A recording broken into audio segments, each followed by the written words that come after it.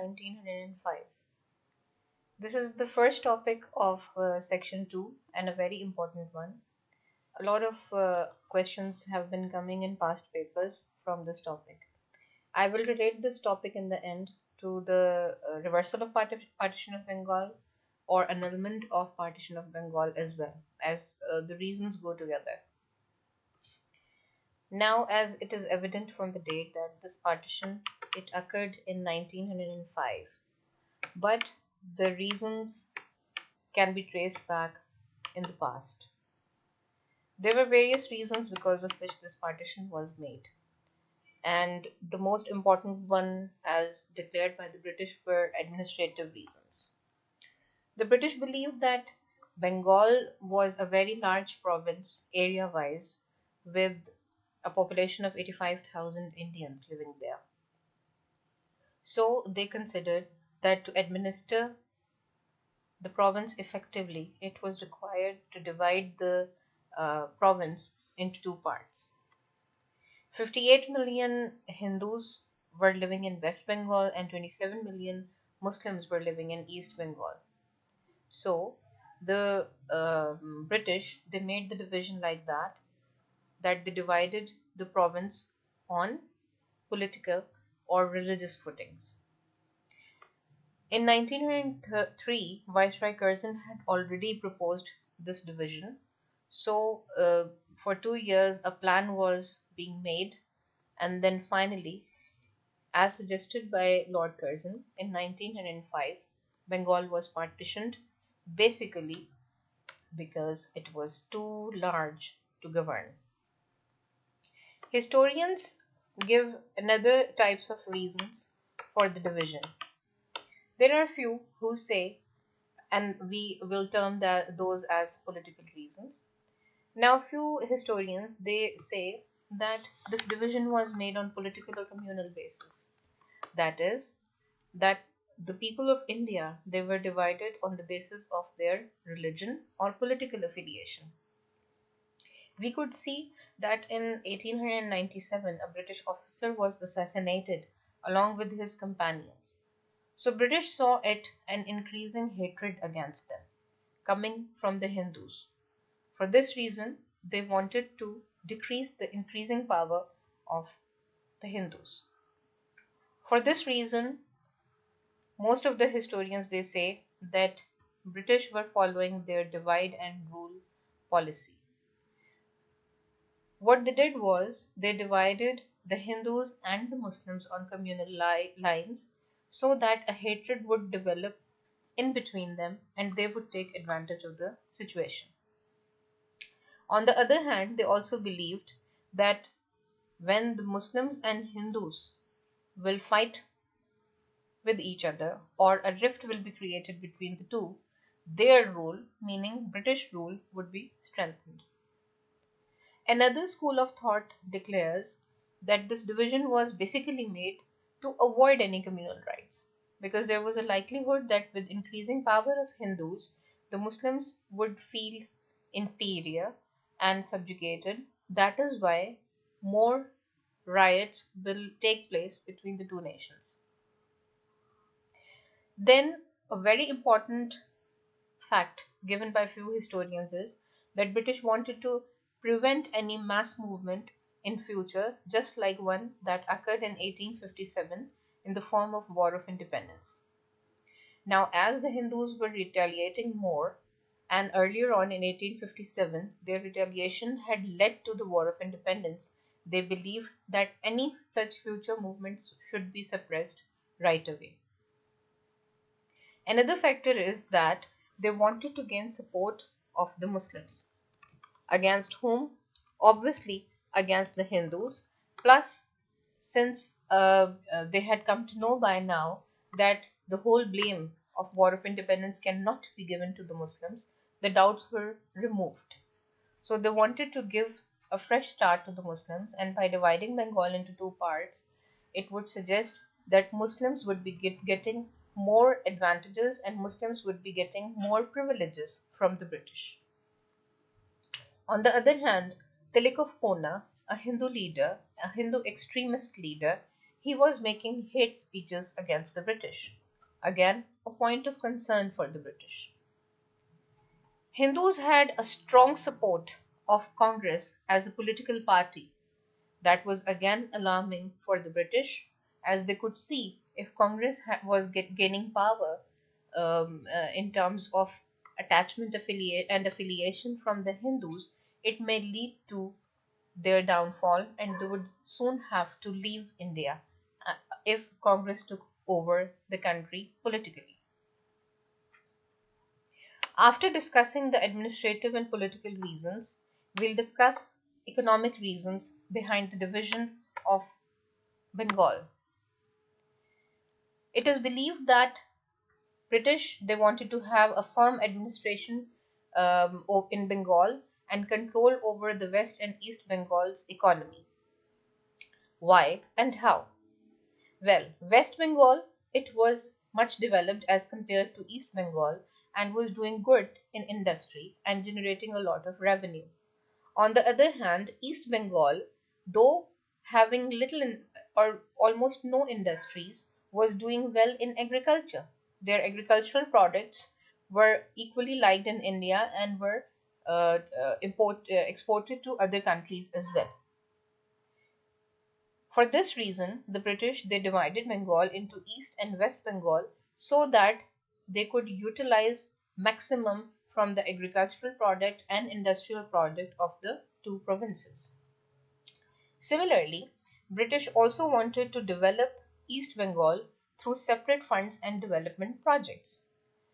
Earlier on, when Bengal was a large province, all the funds were basically going towards industries and little was done in the field of agriculture. But now, getting different budgets, it enabled the two provinces to invest in their strengths. Again, another point that British had in mind while dividing Bengal on the lines of economy was taking full advantage from the two ports found there. Chittagong, the port in West Bengal, was doing really very well. Similarly, Calcutta was doing really very well in East Bengal. In this way, both the ports were developed for not only importing the items to other countries but also in different parts of India. After discussing the main reasons of the partition of Bengal, let's have a look at the terms of partition. East Bengal and Assam. Dhaka was declared as its capital, and the eastern province would include Assam and three districts previously considered to be a part of West Bengal: Dhaka, Chittagong, and Mymensingh. It had a population of 31 million people, out of which 18 million were Muslims. Now, the West Bengal, Calcutta as its capital, it had a population of 54 million, out of which 45 million were Hindus. Now, this was the partition. We are now moving towards reaction of the Muslims to the partition of Bengal. Well, Muslims of India, what could they dream of more? They were happy over the partition as they had got a chance to develop economically. Similarly, they had got more political power. For this reason, they formed their own political party, Muslim League, in 1906, as having a separate province meant that they would be forming a separate government as well. For this reason, on 22nd October 1905, Thanksgiving prayers were offered for the British as they felt very happy over getting these religious and political rights. Talking about getting the religious rights, the Muslims of East Bengal now felt that in a province having Muslim majority and governed by the Muslims, they would get more freedom to exercise their religion, to pray freely, to live freely. Similarly, social development was also expected in future as previously Muslims were subjugated and dealt with cruelty by the Hindus.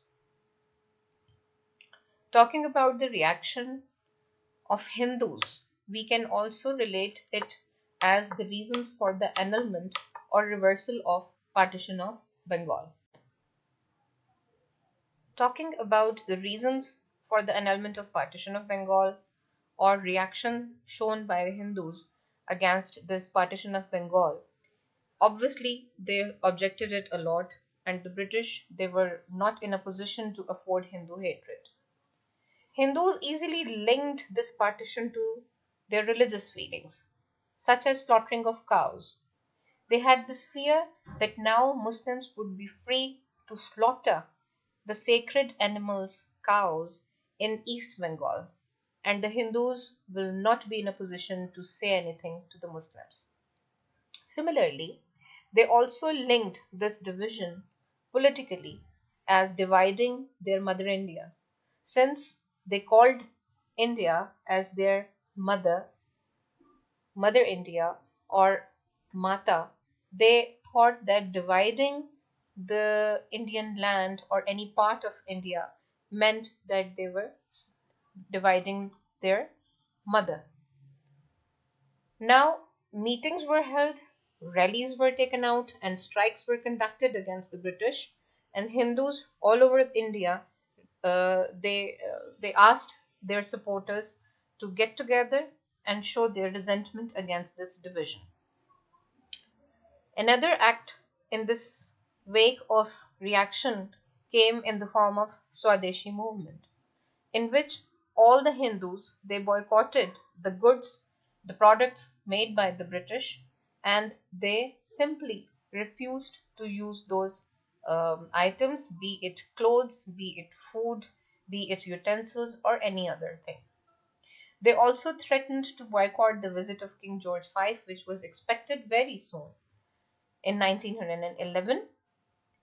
Then, two assassination attempts were also made on Lord Minto. Now, this showed the height of anger as shown by the Hindus against this partition. Similarly, assassination attempt was also made on the governors of East and West Bengal while they were traveling by rail, but luckily they survived. Anchulan Samiti, an extremist Hindu organization, was working underground, and it was actually involved in different rallies, in bombing different buildings, and conducting underground meetings to provoke Hindus against the British. The Lik of Pune also was making his hate speeches continuously. Hindu students who were studying in different colleges and universities, they formed anti-circular society and showed their resentment against the partition by conducting rallies and taking out different protest processions. Intense opposition was also shown by Hindu newspapers, and a Black Day in Calcutta was also celebrated. Since Indian National Congress was supporting the Hindus, they also took this matter of dividing Bengal to the assembly. Hindus, they blamed Lord Curzon for being an upholder of the concept of divide and rule, and blamed him for dividing Bengal on communal lines. Lord Hardinge declared that partition should not have been made when he came to India and studied the political condition of India for the past few years. Labor strikes were conducted that consequently affected the production from the industry. Then they also faced competition in politics from Muslims, as Muslims had formed their own political party in 1906 that led to their fear from Muslims as well in the political field. And it also showed their weakness in being unable to suppress the Muslims. British, on the other hand, they showed a very different reaction. They put restrictions on the newspapers and public meetings, and also meetings of Muslim League in 1906 and 1908, because again there were chances of riots between the two political parties now. Then Press Act was passed in 1908, giving even greater control to the British. Prisons, they got filled with revolutionaries. The annulment of the partition of Bengal, as the reasons have been given earlier, if we study the annulment in 1910, a member of Viceroy's Council, Sir John Jenkins, he gave the idea of reversal and also suggested to transfer the capital from Calcutta to Delhi. Why? Because Bengal was getting more and more power, and now the rifts and the opposition had started coming from from a province of a very large population. Lord Hardinge, who had replaced Lord Minto by now, he agreed to the reversal because Lord Minto earlier was very much towards Muslims and encouraged this partition. In 1911, these changes were announced by King George V at a Darbar in Delhi, and this is the same visit that earlier on was threatened to be boycotted by the Hindus. Now, the Muslims obviously they reacted in a very different way to this reversal of partition. The Muslims were shocked and felt betrayed and disappointed. They had now lost faith in British promises because earlier on Lord Minto and the British government they had promised the Muslims of giving them a lot of privileges politically, religiously and socially. But with this annulment all these hopes seemed to be going out of the Muslims' hands. The British wanted to please the Hindus because now they could see that they are just unable to deal with the administration of India if they are not pleasing the Hindus. They also realized that it was vital that Muslim League prospered if Muslims were to receive fair treatment in India. Thus, in a way, it quickened the growth of Muslim politics in India. It also strengthened the concept of two nation theory as the Muslims' retaliation clearly showed the Hindus' retaliation clearly showed that Hindus were never going to side with the Muslims, to support the Muslims, or to live or to give them chance to live freely. In 1912 and 13, Muslim League session was held in which it was decided to change their aim of loyalty towards the British to achievement of self-rule.